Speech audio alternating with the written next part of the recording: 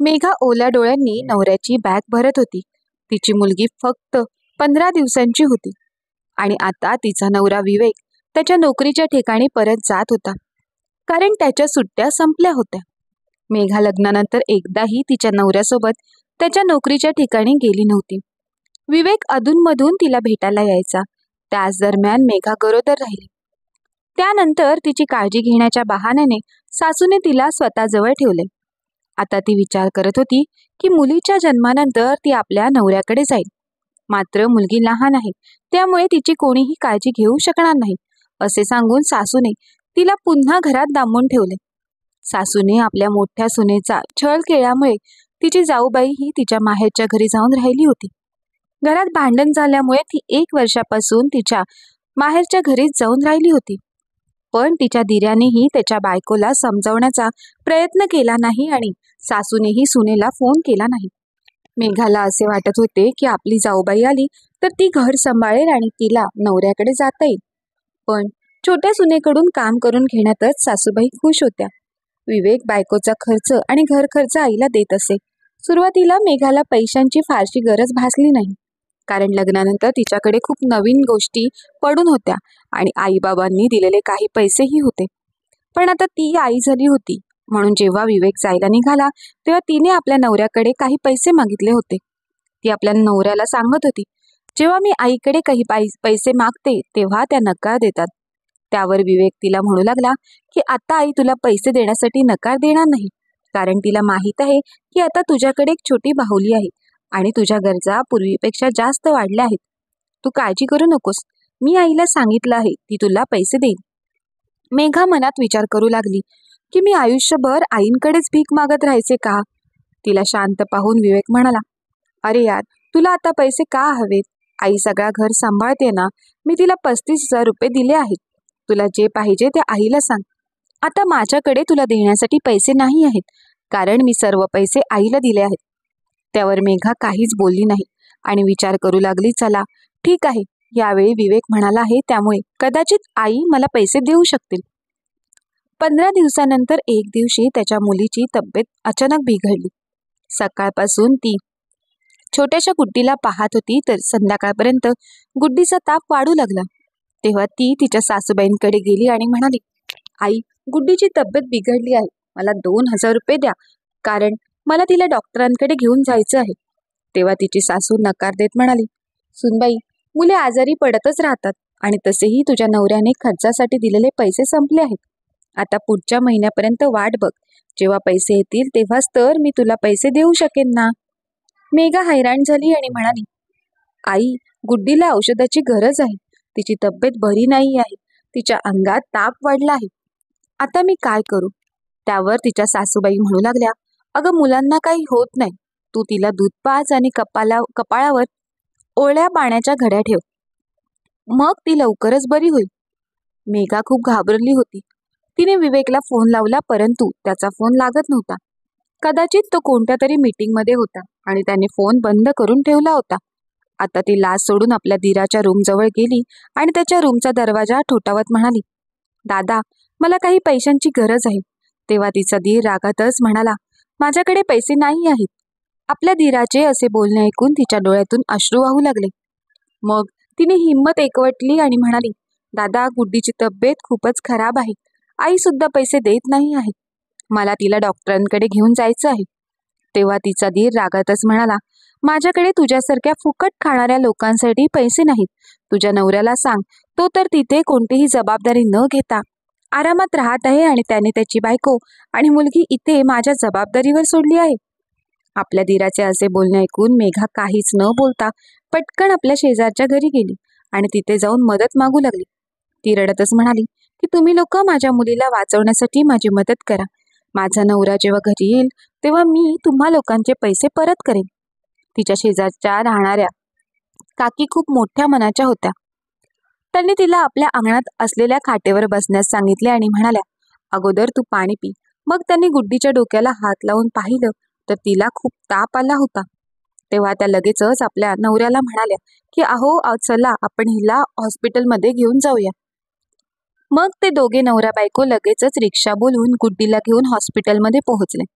डॉक्टरांनी जेव्हा गुड्डीची अवस्था पाहिली तेव्हा त्यांनी तिला हॉस्पिटलमध्ये ॲडमिट करून घेतली. पण आता तर मेघा जास्तच परेशान झाली. तिने लगेचच हॉस्पिटलमधून आपल्या नवऱ्याला फोन केला. जेव्हा त्याला सर्व काही समजले तेव्हा त्याला धक्काच बसला. त्याने घरी फोन करून आईला सगळा प्रकार सांगितला. त्यानंतर त्याचा भाऊ आणि सासूबाई हॉस्पिटलमध्ये पोहोचल्या.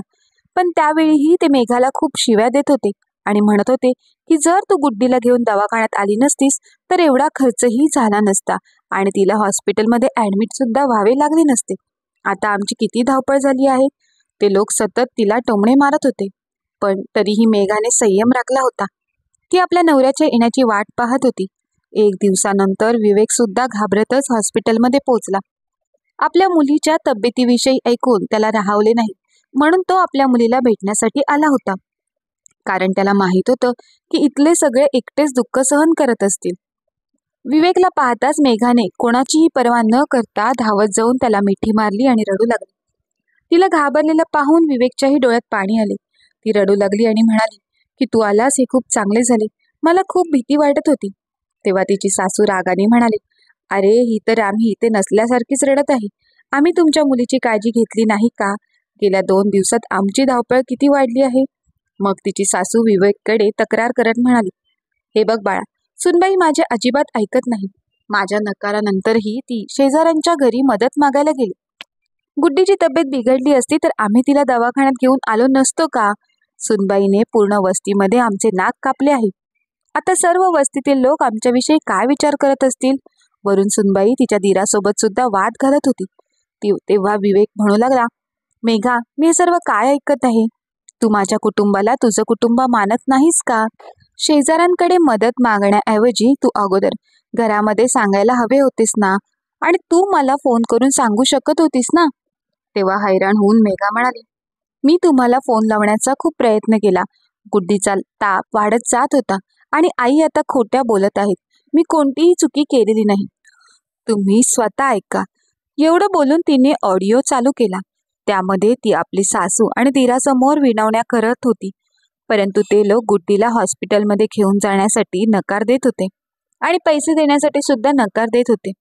विवेक समोर आता सर्व सत्य आले होते. आता तर त्याच्या आईची बोलतीच बंद झाली होती. विवेक समजून गेला होता की त्याच्या बायकोबरोबर इथे काय होत आहे, म्हणून तो तिथे कोणालाच काही बोलला नाही. परंतु 1 आठवड्यानंतर जेव्हा गुड्डीला हॉस्पिटलमधून घरी सोडण्यात आले तेव्हा सर्व लोक घरी आल्यानंतर विवेकने घरामध्ये सर्वांना आपला निर्णय सांगितला की आता तो गुड्डीला आणि बायकोला स्वतःबरोबर घेऊन जात आहे. तो पुढे असंही म्हणाला की मी पाहत आहे की इथे तिची देखभाल योग्य रीतीने केली जात नाही. खरं तर मी विचार केला होता की माझी बायको आणि मुलगी कुटुंबासोबत राहिली तर मला तिकडे त्यांची चिंता राहणार नाही. पण तुम्ही लोक त्यांची जरा सुद्धा काळजी घेत नाही आहात. तेव्हा त्याची आई त्याला समजावत म्हणाली, हे बघ बाळा, एकदा चूक झाली आहे पण पुन्हा असे होणार नाही. तू सूनबाईला इथेच राहू दे. तुला तर माहीतच आहे मोठी सूनबाई भांडण करून घर सोडून गेली आहे. तेव्हा विवेक म्हणाला, आई, वहिनी भांडण करून गेलेली नाही आहे, तर तुमच्या वाईट वागण्याने परेशान होऊन गेली आहे. मी विचार केला होता की माझ्या बायकोसोबत तुम्ही नीट राहाल, परंतु तुमच्या वागणुकीमध्ये कोणताही सुधार झालेला नाही. मी तर म्हणतोय की आता तरी मोठ्या वहिनीला समजून पुन्हा घरी घेऊन या आणि त्यांच्याबरोबर प्रेमाने राहा. कारण दादाची नोकरी सुद्धा इथेच आहे आणि दादा, तू सुद्धा कधीपर्यंत एकटाच राहणार आहेस? आईच्या अहंकारामुळे तू तुझ्या बायको आणि मुलापासून दूर राहण्यासाठी मजबूर झाला आहेस. तू तुझ्या बायकोला समजावून परत घेऊन ये. नाहीतर असे व्हायला नको की तुला सुद्धा जोराची ठेस लागेल, तेव्हा तुझे डोळे उघडतील. 4 दिवसानंतर विवेक आपल्या बायकोला आणि मुलीला सोबत घेऊन निघून गेला. आता रिकामे घर खायला उठत होते तर इकडे विवेकचे बोलणे ऐकून त्याच्या दादाला म्हणजेच अनिलला त्याच्या चुकीची जाणीव झाली होती. म्हणून 1 आठवड्यानंतर तो सुद्धा आपल्या बायकोला समजावून तिला घरी घेऊन आला होता. मोठी सुनबाई आणि मुले घरी आल्यामुळे घरात पुन्हा किलबिल वाढली होती. आता सासूला सुद्धा समजले होते की आपण सुनेवर जास्त दबाव टाकला तर आपल्याला एकटीलाच राहावे लागेल आणि घरातील सर्व कामे आपल्यालाच करावी लागतील. त्यामुळे आता तिनेही हातपाय एकत्र ठेवायला सुरुवात केली आणि ती तिच्या सुनेबद्दल काही बोलत नव्हती.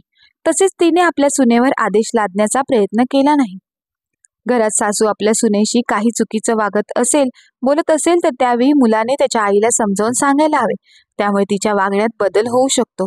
पण योग्य वेळी जर तिची चूक तिला दाखवून दिली नाही, तिच्या चुकांवर आवाज उठवला नाही तर अशा चुका वाढत जातात. मग कुटुंब उद्ध्वस्त व्हायला वेळ लागत नाही. मित्र आणि मैत्रिणींनो, तुम्हाला आजची कथा आवडली असेल तर कथेला लाईक करा, शेअर करा आणि कथा कशी वाटली ते आम्हाला कमेंट बॉक्समध्ये लिहून नक्की कळवा. पुन्हा भेटू अशाच नवीन कथांसोबत. धन्यवाद.